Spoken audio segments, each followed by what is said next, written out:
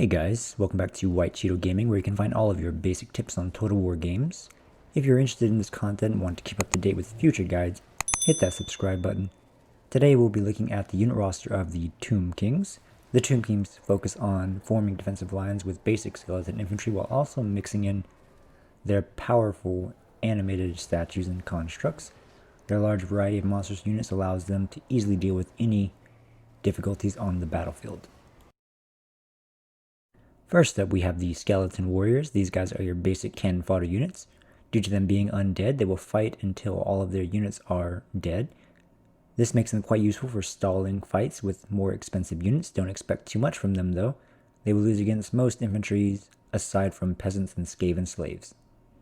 The Spearmen are the much better variant compared to the Skeleton Warriors. They have better defense, which makes them better for holding down elite infantry. And they are one of the few anti-large units the Tomb Kings have access to. These will be necessary for fighting any factions that are cavalry heavy or monstrous unit heavy. These can easily protect you from cavalry flanks or frontal charges, so make sure to keep them on the flanks of your front lines or in your reserves. The Nehekara warriors have a strange role for the Tomb Kings. They are stronger than Skeleton warriors but less defensive than Tomb Guards.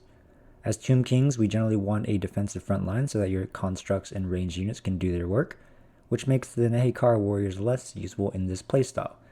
Alternatively, you can place one or two Nehekara warriors in your armies to counter any anti-large infantry in the enemy armies. The Tomb Guard. This is the strongest infantry the Tomb Kings have access to. They have much more defense than the Skeleton warriors.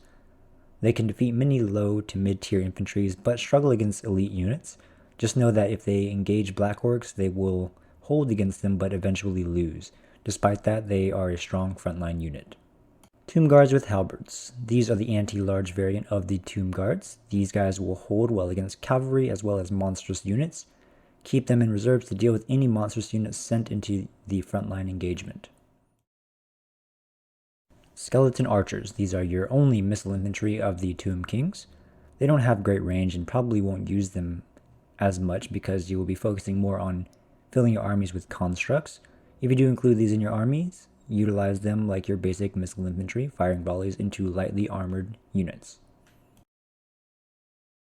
Skeleton Horsemen. These are your basic cavalry unit. They are very fast and shielded, but they are quite squishy.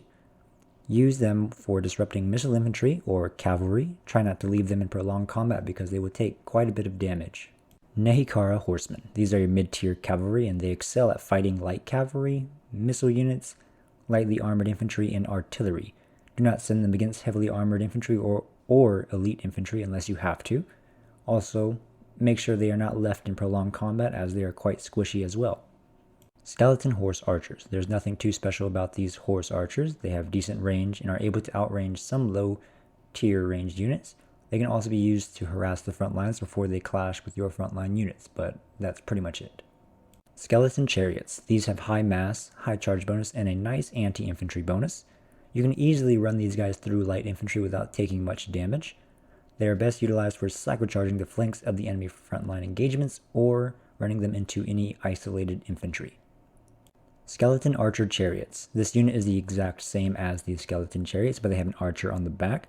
Due to their low model count, their range damage won't add up to be much, but the leadership penalty from being under missile fire does help rout enemy units. Utilize these guys in the same way as the Skeleton Chariots. The Carrion. These are the only real flying units of the Tomb Kings roster. They can be used for disrupting artillery or ranged units. Do be careful when sending them into engagements with ranged units. They tend to be quite squishy and take a good bit of damage. The Ushabti. Ushabti are a solid unit with good HP, armor, and damage. Their heavy armor-piercing attacks give them what they need to chop up most infantry units on the battlefield. It'll be good to mix these guys into your defensive front lines. The Ushabti with great bows make a great ranged unit for the Tomb Kings. They have high armor-piercing missile damage as well as armor-piercing melee damage. Their range is quite large and can easily take out large models like cavalry. These are a good addition to your defensive lines. Keep them behind the frontline units and focus fire cavalry or heavily armored units. The Tomb Scorpion. This is a fast and deadly melee infantry disruptor.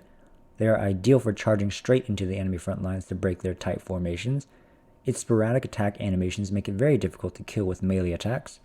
Keep the Tomb Scorpion fighting in the frontline engagements if you can. Sepulchral Stalkers. These are your anti-large constructs. Keep them in reserve so that they can be used to shut down flanking attempts or counter any monstrous units rampaging through your front lines. They do have a very short-ranged missile attack, but their primary use is countering cavalry charges and monstrous units. Necropolis Knights. These are a strong and well-rounded monstrous cavalry. They have solid melee stats, high armor piercing damage, shielded, and they also have poison attacks. These guys can be used among your frontline engagement. Engage them against elite infantry or heavily armored infantry to fully utilize their kits. Necropolis Knights with halberds sacrifice their shields for bonus versus anti-large. They are quite effective at taking down monstrous units, and they still have their poison attacks. Keep these units in reserves to be sent after the monstrous units or cavalry, or you can send them into the frontline engagements as long as they are given support from constructs or infantry. The Bone Giant. Keep this guy in the back of your frontline formations. He can be used for targeting enemy lords, heroes, elite units, or monstrous units. He is not amazing in melee, so make sure that you have some units set aside to protect him from cavalry flanks, but he is also still a giant fear and terror causing monster, so he should still hold well if anything gets through. The War Sphinx is a deadly and versatile construct. It is heavily armored, causes fear and terror, bonus versus infantry, and heavy armor piercing damage. They are good for fighting in the frontline engagements with support of some infantry. They also have archers on the backs, so it allows them to fire missiles, which provides some missile pressure. The Hero Titan. This is one of the best constructs on the Tomb King's roster. They have the highest HP, melee attack, and defense with a lot of armor piercing damage.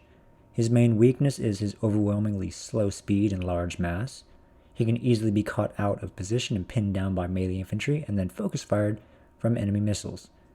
You'll need to make sure he has support from melee infantry to ensure he doesn't get pinned down. Some of his attack animations are lasers, which makes his damage partly magical as well.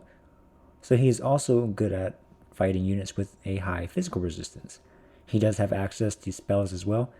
Spirit Leech saps the health of a single unit, which is great if the enemy sends their heavily armored lord to try to take out the Hero Titan. Shem's Burning Gaze is less useful, but it does give him a ranged attack to fire at units that would otherwise outrun him. Necrosphinxes are dedicated monstrous unit killers. He is one of the best monstrous unit killers in the game. It has strong armor, high melee, and high speed, coupled with massive armor piercing damage and a bonus versus large. This guy should be sent after monstrous units or cavalry on the battlefield, but don't send him in by himself, because he doesn't have extremely high leadership, so he will need support to counteract the leadership penalties. Also, make sure to protect him from enemy missile fire due to his large hitbox and lack of missile resistance. The Screaming Catapults are a decent artillery piece. It does have magical damage and also has high armor piercing and inflicts a leadership debuff, so it is good for routing low leadership enemies. Make sure to prioritize targeting heavily armored units to utilize their full magical damage. The Casket of Souls is a devastating artillery piece that shoots multiple missiles per attack. It is best used for targeting large blobs of enemies, preferably the center of the enemy front lines. It has high armor piercing damage and also brings Winds of Magic recharge rate. This unit will be kept in the back line. Make sure to protect it. It has a large range, so you can start volleys pretty early in the battle. Okay, so now we're going to look over how we want to form up our army and what kind of units we want to bring to the battlefield. So we have 5 Skeletal Spearmen. These will be your main frontline units. They'll be used mainly just to hold the frontline engagements. We have 2 Ushabtis with great bows directly behind the front lines. These will be used to fire into the cavalry or heavily armored units, and just some skeleton archers here just for firing into the enemy missile units. We have a Tomb Scorpion in the center. This guy will be sent up with the frontline engagements. So will these Cavalry War Sphinx.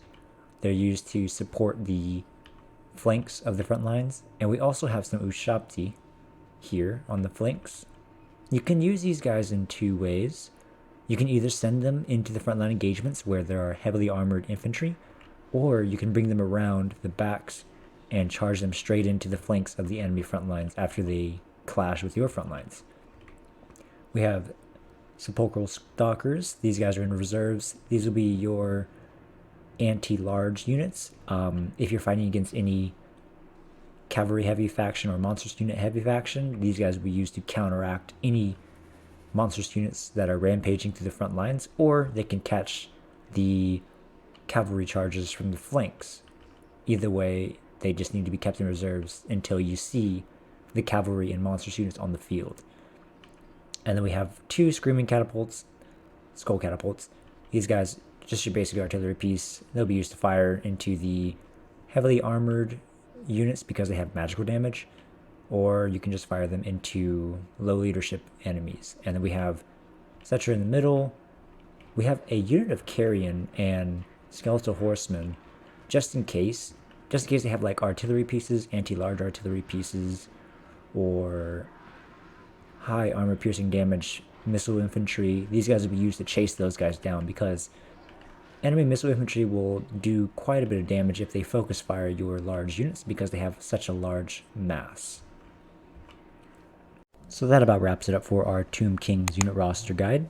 Hope you found it useful for your Tomb King campaigns. If you enjoyed this content here, make sure you drop a like. Also, hit that subscribe button to keep up to date on any guides I release in the future.